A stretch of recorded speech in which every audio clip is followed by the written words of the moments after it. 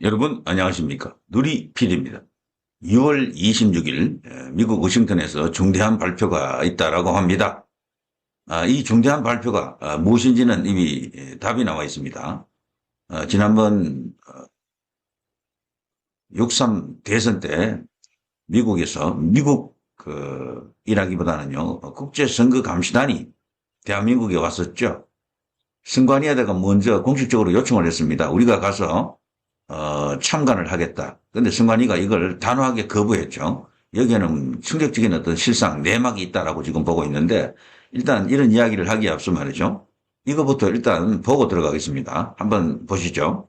And they've centralized the election. So as opposed to the United States where it's all about the county, here there's almost nothing they can do. Everything is centralized. They've already printed up the ballots with the pre-approved stamp of the precinct election officer. And it's not it's that Asian stamp they like to put on items, but it's not even personalized to the name of that election officer. It's crazy. They pre-printed the ballots with the approval stamp.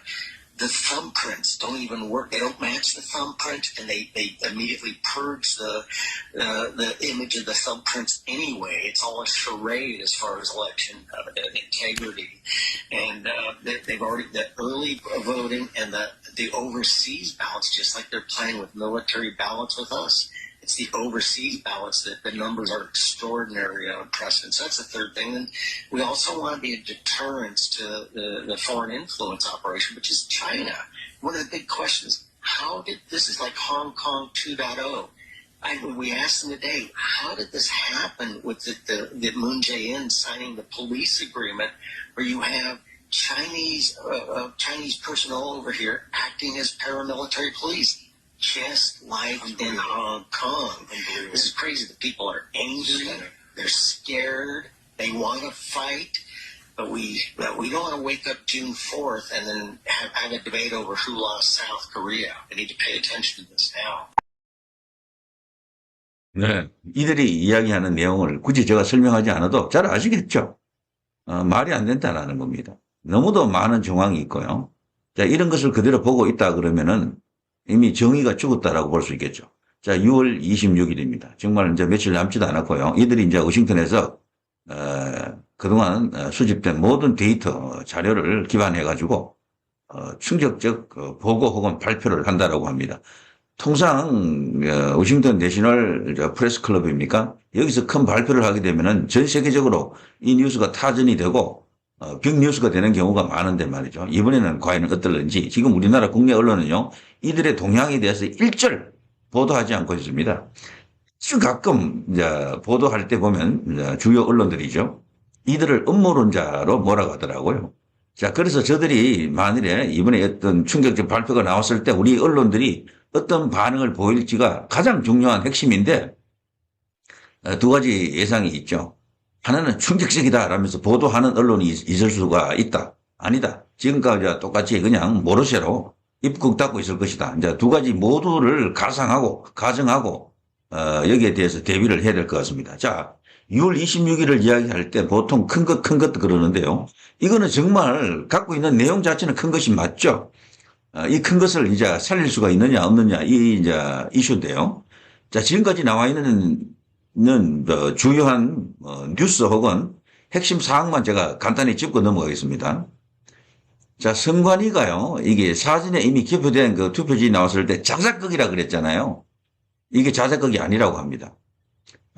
이 선관위 직원의 실수라 그러는데요. 이게 실수라고 해도 이게 허용될 수 있는 겁니까? 선관위는 이렇게 결정적인 증거가 나오면 항상 뭔가 시스템이 관리 잘못되었다, 부실하다, 혹은 실수다 이런 식으로 이제 넘어가거든요. 이거는 다른 나라에서 만일에 이런 일이 일어났더라면 어땠을까? 특히 국민의힘 같은 이번에 패배한 정당에서 가만히 있었을까라고 생각해 볼 수가 있습니다. 당장 대선 무효 선언할 거래요.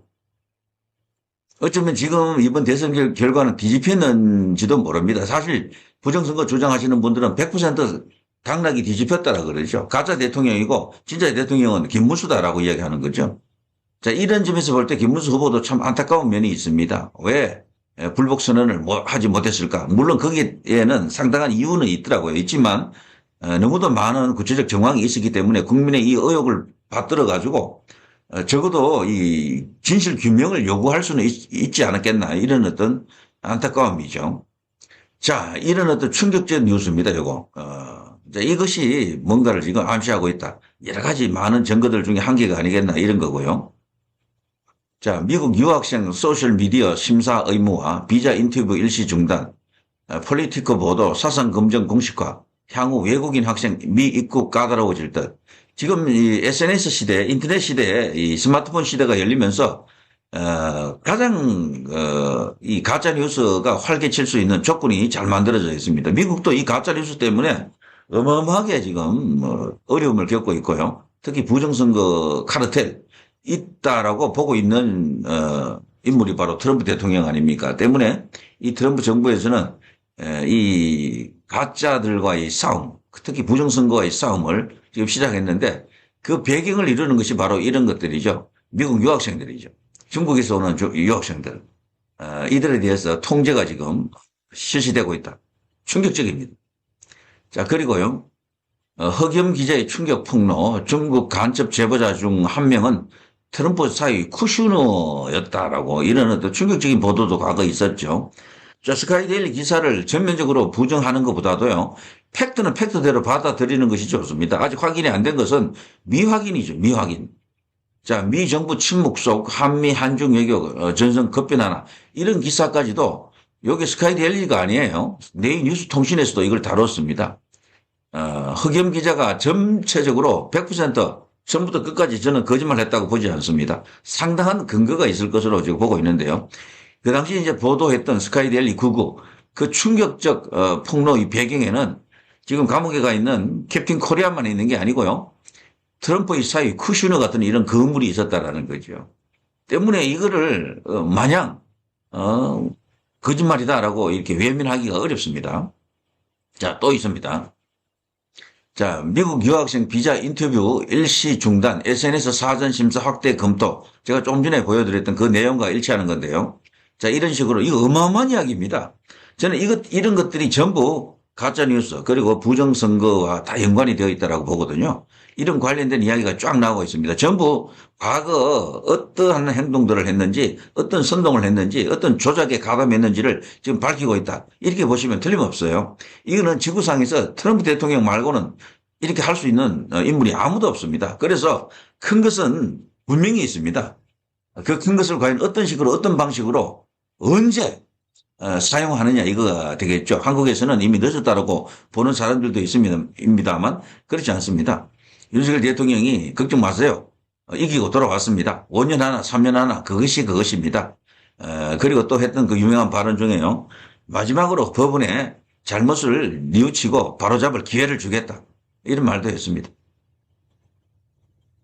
자, 미국 오지마 입국 금지 국가 총 55개 국가로 확대한다. 트럼프란 인물이 어떤지 알겠죠. 여기 보면요. 6월 4일 19개국 여행 금지 조치 이어서 36개국 추가했고요. 비자 만료 후 불법 체류, 반미 활동 많은 국가 다수 포함되어 있는데 여기 보시면 알겠습니다만 이 파란색이 이제 이게 이제 제재가 없는 나라들이고요. 주로 유럽이라든가 이렇고요.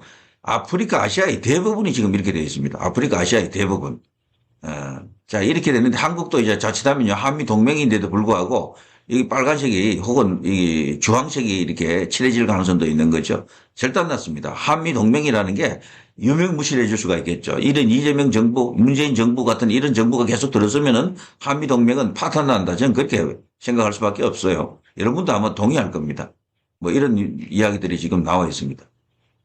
여기 보면요. 거의 못 사는 나라 대부분들, 아프리카의 대부분 나라들이 지금 친중화되고 있죠. 왜냐하면 중국이 1대1로를 통해서 거기에 돈을 풀고 있거든요. 물론 그것 때문에 중국은 망하고 있어요. 어마어마한 적자가 지금 나고 있습니다. 이런 이야기들이 지금 나왔고요. 자, 미국 입국 거부당하는 한국 엔지니어, 기업들 초비상. 이건 최근의 뉴스였죠. 이런 뉴스까지 나왔습니다. 왜? 이 SNS를 검색해 보니까 이들이 과거에 반미 활동을 했거나 아니면 반미 세력과 연계된 어떤 그런 SNS 활동을 했다. 아니면 거기에 대한 어떤 발언을 적극적으로 했다. 이럴 경우에는 입국 거부 입국 보류 혹은 거부입니다. 이게 발칵 뒤집어질 일이죠. 아무도 모르게 세상을 속였다고 생각했는데 미국에서 지금 다 잡아내고 있는 것이다. 이거 지금 정말 이런 것은 큰 것이 올 준비를 하고 있다라고 볼 수 있지 않습니까?